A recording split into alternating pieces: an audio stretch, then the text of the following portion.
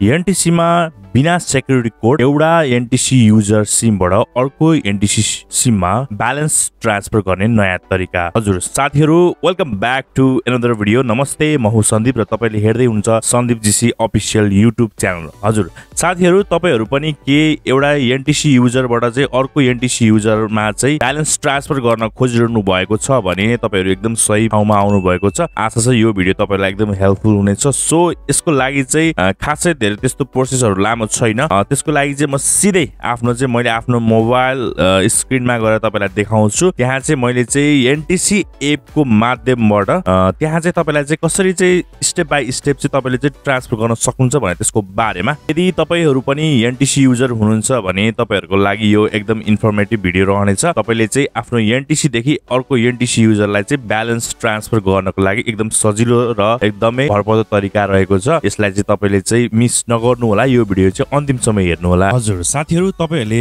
NTC to NTC तपाईले चाहिँ यदि ब्यालेन्स ट्रान्सफर गर्नु खोज्दै हुनुहुन्छ भने तपाईले चाहिँ सर्वप्रथम चाहिँ तपाईको चाहिँ रिसिभर र सेन्डर दुवै नम्बर चाहिँ एक्टिभ हुनुपर्छ। NTC नम्बर रजिस्टर भएको हुनुपर्छ। अनि त्यसपछि 2 नम्बरमा रहेको छ तपाईको चाहिँ जसले अमाउन्ट पठाउँदै हुनुहुन्छ उहाँहरुको चाहिँ तपाईको चाहिँ अमाउन्ट चाहिँ ब्यालेन्स चाहिँ मोबाइलमा हुनुपर्ने हुन्छ।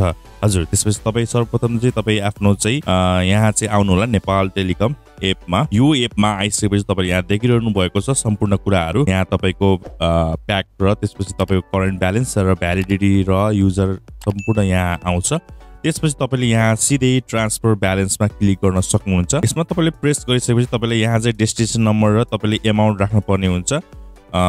सो त्यसपछि तपाईले डेस्टिनेसन नम्बर टाइप गर्नु होला। म पनि एउटा डेस्टिनेसन नम्बर टाइप गर्छु। हजुर तपाईले चाहिँ डेस्टिनेसन नम्बरमा टाइप गरिसकेपछि तपाईले यहाँ देखिरहन सक्नुहुन्छ। तपाईको चाहिँ यदि सेभ गर्नु भएको छ भने मोबाइलमा तपाईको यहाँ तल डिस्प्ले भएर आउँछ, त्यसलाई क्लिक गर्नु होला र यदि तपाईले चाहिँ कन्फर्मेसन गरेर मात्रै पठाउनु होला, त्यतिकै नपठाउनु होला, किनभने तपाईको अमाउन्ट चाहिँ अरूको मोबाइलमा जान सक्छ। कसै एक नम्बरले गर्दाखेरि फेरि तपाईले पछि ब्याक पाउनुहुन्न।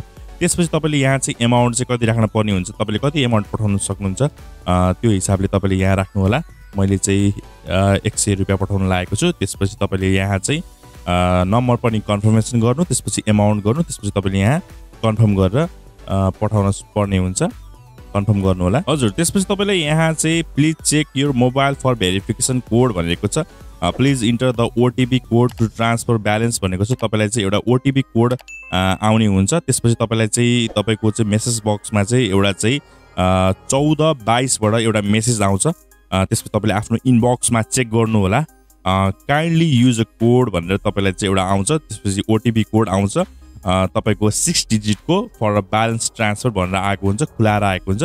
त्यसपछि तपाईले चाहिँ नम्बर पनि पुनः चेक गर्नु होला। यदि तपाईलाई नम्बर गलत जस्तो लाग्छ भने तपाईले क्यान्सल गर्नु होला, अथवा तपाईलाई ठिक छ नम्बर भने तपाईले OTP मा तपाईले यहाँ चाहिँ प्रेस गर्नु होला। दिएको OTP 6 डिजिटको मैले चाहिँ यहाँ आफ्नो OTP आएको छ, मैले चाहिँ यो टाइप गरेर त्यसपछि यसलाई कन्फर्मेसन गर्छु, कन्फर्म गर्छु।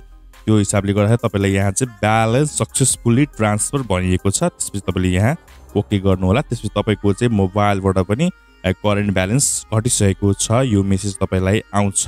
सो त्यसपछि तपाईलाई चाहिँ अनि तपाईको मोबाइल बक्समा पनि फेरि 1415 बाट फेरि एउटा मेसेज आउँछ। तपाईको चाहिँ amount rupees has been successfully transfer to this number भनेर आउँछ।